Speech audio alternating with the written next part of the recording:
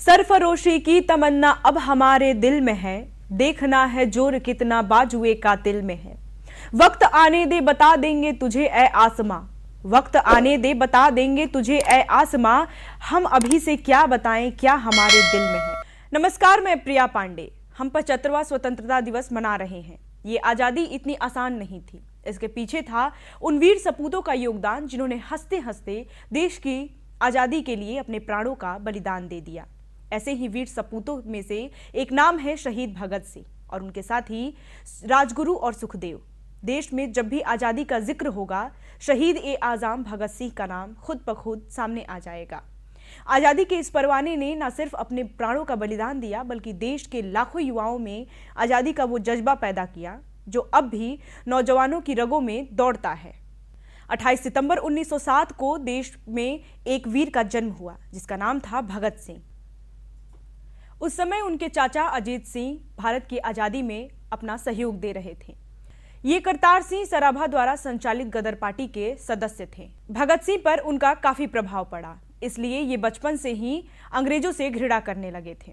13 अप्रैल 1919 को जालियांवाला बाग हत्याकांड ने भगत सिंह के बाल मन पर बड़ा गहरा प्रभाव डाला। लाहौर के नेशनल कॉलेज की पढ़ाई छोड़कर भगत सिंह ने 1920 में महात्मा गांधी द्वारा चलाए जा रहे अहिंसा आंदोलन में भाग लेने लगे, जिसमें गांधी जी विदेशी सामानों का बहिष्कार कर रहे थे। महज 14 वर्ष की उम्र में भगत सिंह ने स्कूल की किताबें और कपड़े जला दिए थे।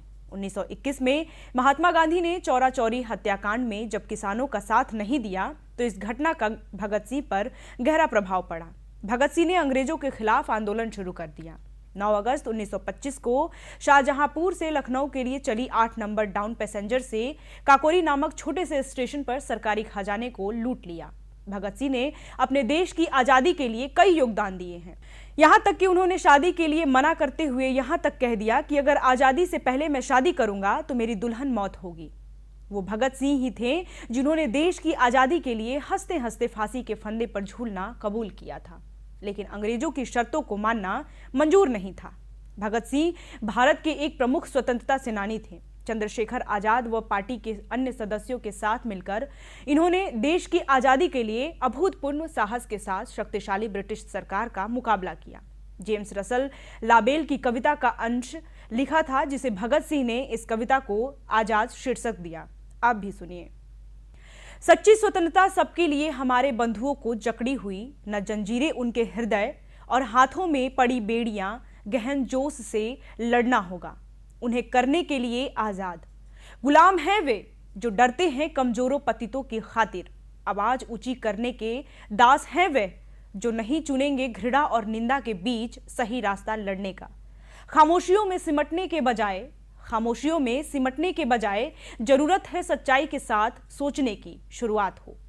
गुलाम हैं वे जो नहीं करेंगे साहस सबके बीच सच का साथ देने का। इसी के साथ कुछ चंद पंक्तियों के साथ मैं अपनी बातों को यहीं समाप्त करूंगी। कभी वह दिन भी आएगा कि जब आजाद हम होंगे, कभी वह दिन भी आएगा जब हम आजाद होंगे, यह अपनी ही जमी होगी या अपना आसमां होगा।